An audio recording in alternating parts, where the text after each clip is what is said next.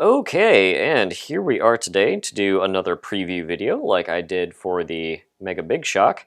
This time, as you can plainly see, we have ourselves a Mega CycloneShock. This is the one that I and many other people have been eagerly awaiting. So let's get right down to it. This time, as you can see, it'll be a shorter video because like the Big Shock, this found this on a Chinese shopping website. This time, though, no packaging.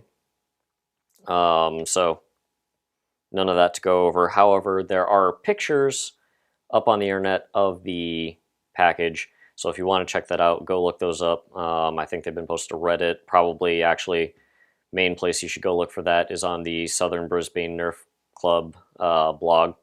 He's right on top of all that stuff usually, and I'm pretty sure that's where I saw the picture. Anyway, so what I can tell you is that it is a Elite XD Mega blaster, and the angle I've seen of the picture, the blaster's in the way of the range claim on it, but if the new package for the Magnus that has the XD printing on it is any indication, it's going to be a 95 foot range claim, so can't wait to get out and get that tested. But anyway, let's look at it a bit more. Obviously, got yourselves, this is essentially a really big mega caliber strong arm. So it holds 6 shots. And so pretty simple, you got your tack rail up here for accessories. Doesn't have any sort of loop for a sling, but I don't know why you'd want to do that necessarily. And same operation, so you pull back and pull the trigger. One thing to note, and it was one of the things, being that it's a revolver, that I was most interested in to find out about it, is, as you probably noticed, it does do the turn on the priming action. So it's now in place, and there's absolutely no movement in the cylinder attached to the trigger pull, and that's really good as far as jamming. If you remember back to, say, the Maverick, where the cylinder was actually spinning as part of the trigger pull, that could lead to jams if you didn't get the trigger pull right. The strong arm is much better about it, where the cylinder rotates in a snap action after the trigger pull, so it fires then snaps, and that helps a lot with the jamming. But even so, I've had some times where if a dud shot happens and the dart doesn't fully manage to leave that barrel by the time the rotation action happens, then it'll jam things up. With this, there's absolutely no chance of a jam, at least related to this. I mean, I'm sure in practice, folks will find some way to mess this up, but from a design standpoint, should be foolproof. But anyway, one thing though, and as you can see from this side, there is no button anywhere. This does not flip out to reload. You just reload by, you have access to the 2 down here easily, and then you can just keep rotating it to get all your megas loaded up. That one, and there we go.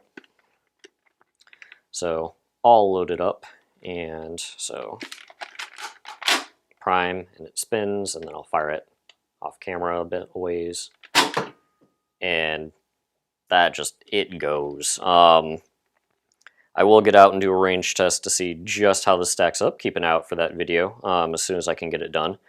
But it certainly seems, just in shooting around the apartment testing, it certainly seems to be right on par with the Magnus. Speaking of the Magnus, you've just been looking at this, and it's pretty big.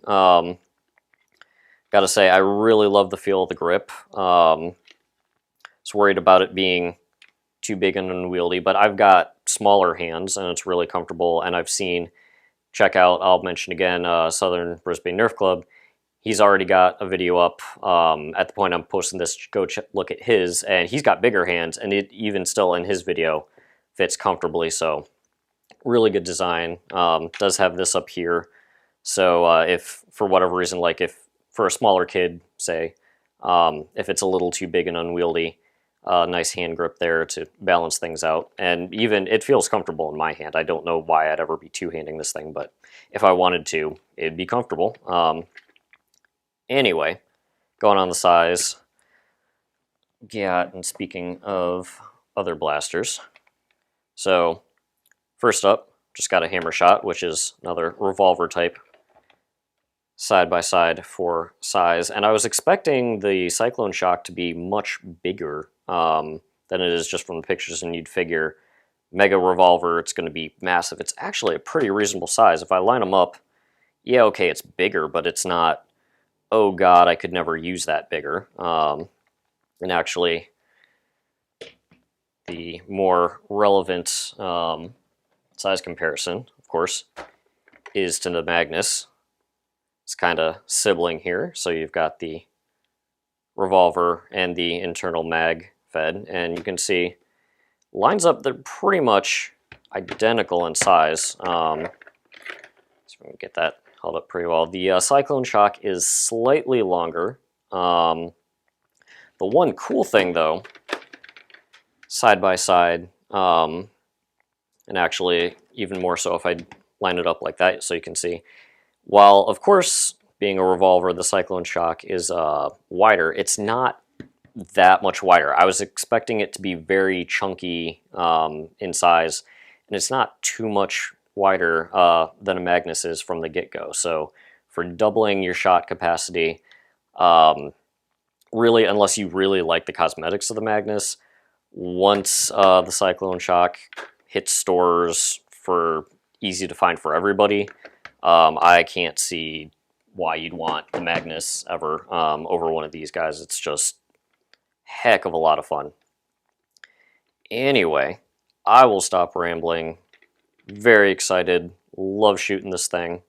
Can't wait to get it out, see what it can do, so keep an eye out for range test video and an overview video as soon as I can get those done and up. As always, thanks for watching.